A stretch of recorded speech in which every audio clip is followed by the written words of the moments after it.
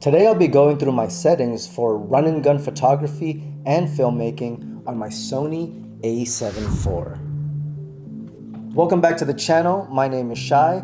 Today we'll be going specifically through all my different favorites for my speed buttons and my dials on my camera. Let's get started.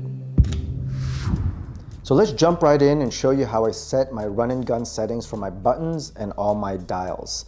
You want to first jump into the menu button right here, and you want to jump all the way down to the little briefcase. And then we want to go to dial customization. Now I have everything sunk up for photography and for video recording. You'll see why in just a second. So for video, I leave it synced to the custom settings, which is what I have under photography, and that's what we'll go to. So when you click here, what I'll be showing you today is how to save your favorites for your dial wheels. We have one in the front and all these in the back. Your top settings, your two buttons here. Your rear two buttons and dials. And rear one settings for all these buttons. So we'll jump right in and show you how I save it. So let's start off with rear one. Number one is AEL hold. I leave that how it is. For AF on, I like to use this for the focus magnifier. So whether I'm doing photography or filming, you can punch in and see if your photo or video is super crisp and sharp. You could even punch in a little closer, and it's a very useful tool. C1, which is number 3, is my absolute favorite. It's like a cheat code. I'm using a 35mm prime right now. However, I can jump in to APS-C or full frame. So if I'm too far from my subject, I can literally jump in a little closer, and this has saved me many times on a shoot. Number 4, which is C3, I have it set to face and eye priority. So you can jump very quickly, and you can either turn it on or off. And for the last button is the trash button, C4, which is number 5. It's the touch operation selection. Now you can use it as a touch screen. It's very useful, especially if you're doing the photography side. Your face might be touching this constantly and moving where your tracking is, which is the tool I use the most. But now I can turn it nicely and quickly on and off. Next is rear 2. Number 1 is the joystick, and I leave it at the default, which I love, which is focus standard, so I can move my focus area quickly. Number 2 is the main button, and I change that to the aspect ratio. So whether I'm printing something, whether I'm shooting for Instagram or Facebook, it's nice to know that I can toggle between aspect ratio for video and photography quickly. And for number 3, I leave the drive mode where it's at so I can shoot in single shot or burst and even timer. And number 4, this one I love. Every now and then I want to change my settings and save them. I find it's kind of long to hunt for that in the menu, so I just save it here. So if I want to save something to my custom keys 1, 2, or 3, I can go to that very quickly.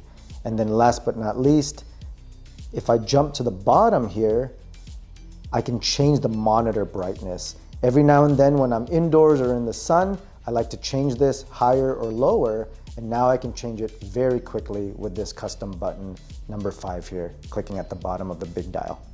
Moving on to the top, I like leaving the red button as record for video, and I set C2, which is number 2, to picture profile.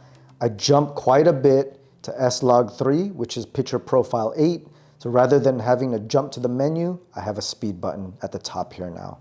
And now my custom settings for the dial wheels. I use the front dial here as my aperture, adjusting my f-stop. I use the rear dial here for my shutter speed. And my absolute favorite, the large dial here on the upper right, you can now save to any setting you like.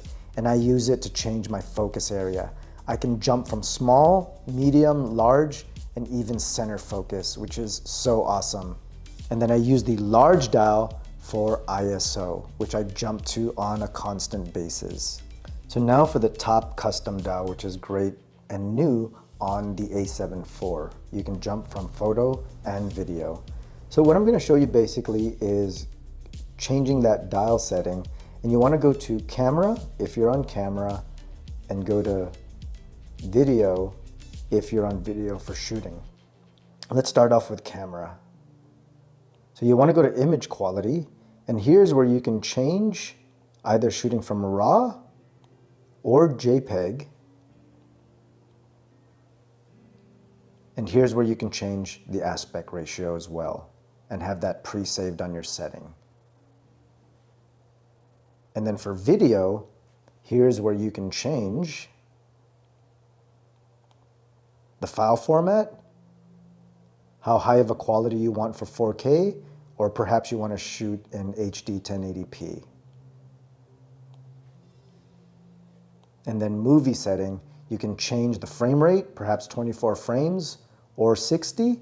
And if you're in HD, it'll give you the 120 frames option. And then you can also change the record setting as high quality as you want, up to 100 or 50, 420, 10-bit. So let's see how I save my settings. Let's jump back to photos. So under the photography settings, under 1, I have it saved to RAW with a shutter of 200. And then number 2, I have it saved with a shutter of 200 to JPEG. And then 3 is where it gets a little different. I still keep it at JPEG, but I jump it to 1000. So when I'm trying to shoot action shots, I have this saved already. So now let's jump to my video settings.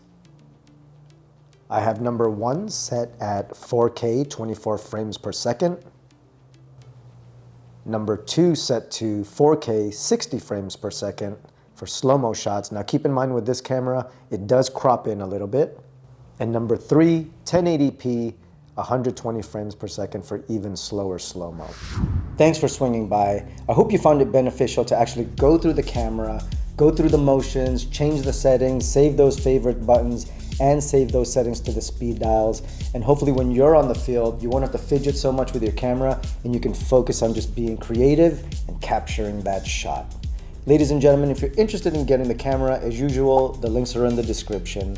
Please like and subscribe, and I'll see you next time.